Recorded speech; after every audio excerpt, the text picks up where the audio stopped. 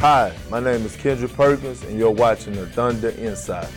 And welcome back to Thunder Insider. We are joined now by Matt Pinto, the voice of the Thunder on the radio, and of course Nick Gallo from Thunder.nba.com. Well, guys, it's really been an incredible series. 4 straight overtime games for the first time in NBA history, and the first 5 games of this series. Of course, 2 of those were on the road in Memphis as the team gets ready to head back to Memphis for Game 6. Matt, when you look at those games, this team definitely had to weather the storm several times, including in that Game 4 when Reggie Jackson had such an incredible game down the stretch. But what did you see this team do well on the road that they'll have to do in order to tie up the series? Well, it's the same tenets that they went into this series talking about. They've got to make life difficult on Zach Randolph and Marc Gasol. They did a really good job of that in both Games 3 and 4 in Memphis. Move the basketball offensively and do the best they can to dominate the backboards after stops and get out and run. Nick, they need to find a way to get the pace to their liking, but it's really on them. It's incumbent on them to continue to understand that they've got to be in attack mode against the Memphis Grizzlies throughout the entirety of the 48 minutes. And not only that, but they have to make sure that they stick with that in the final moments of the game. Obviously, with all these overtime games, it's becoming this possession-by-possession basketball game. And 3 out of the 4 times now in overtime, the Grizzlies have been able to make one extra play or make the extra free throw.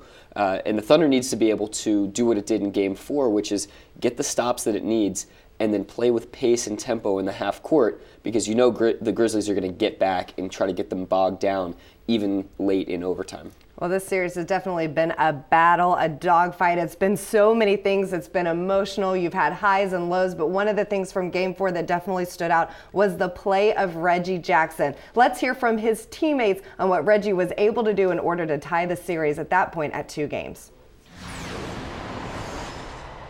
We know what Reggie capable of doing. He's been doing it all year long. We were struggling there in the 4th, and he just took it over. You know, he was aggressive going to the rim all night. Reggie played an outstanding basketball game. I feel like I've been a key part of the second unit, just attacking, getting buckets, getting baskets, finding ways to get layups, and then just trying to find open teammates. Sometimes, you overthink things and you make it hard, but, we just played the game the right way today, and, Reggie got it going, and I think, everybody just bought into the fact that it's playing off him, and he did a good job of bringing us home.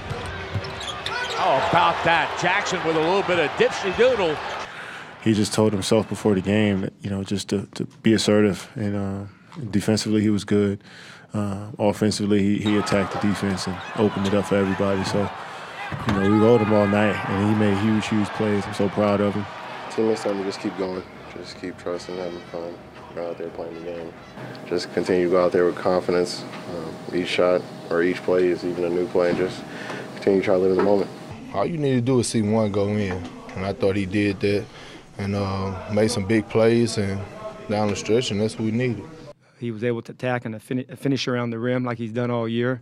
And I knew he would bounce back. That's what he's done for us when he started, and he's done a great job of coming in and giving us that lift offensively when we need it as a 6-man.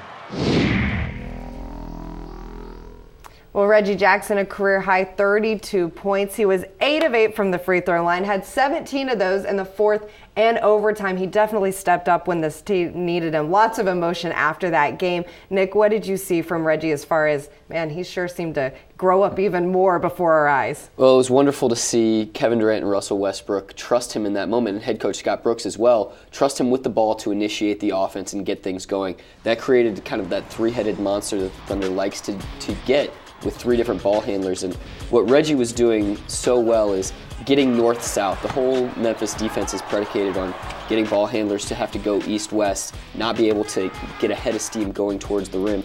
What Reggie was able to do time and again was in the pick and roll, weave through the defense and get to the rim, even finishing around and above Marc Gasol and some of these other rim protectors that the Grizzlies have. He's one of the best finishers this team has had, and really that's gone back to his rookie season. His confidence level is up, and I think when you look at a series, there are X factors in every game. The Thunder need to find one of those going into Game 6 now to avoid elimination and force a 7th game, and Reggie eminently capable of being that guy again. Yeah, Thunder fans are definitely hoping he can duplicate that last game in Memphis as they head to Memphis once again. Well, speaking of, Memphis is a good 6 hours from Oklahoma City, but that didn't keep Thunder fans from crossing state lines to support their team in round one. From Bricktown to Bill Street, Thunder supporters and even some Oklahoma celebrities such as Barry Switzer and the Kings of Leon flocked to the FedEx Forum in hopes of witnessing another incredible game and maybe even a Thunder win. It's a fun environment to come to, and it's just they're so interactive with the fans and stuff. I just love it. It's just the unity that it brings, like, our whole state together, and beyond that, like, it's just you feel a part of the team, even sitting in the stands or watching from home. Like, it's just, I can't describe how it makes you feel. Like, it's incredible. It's something about them. I don't know. I just get pumped up every time I see them play. I love it. I live it. I'm like so excited. My adrenaline is like kicking like crazy. I have to wear this every single game I watch on TV. Thunder are the best. When they play at home, it gives them the advantage because of the home crowd, and we want to give that to them on the away crowd, when they're somewhere else, because they need that support and that energy, to pull through. So we're here. We're ready.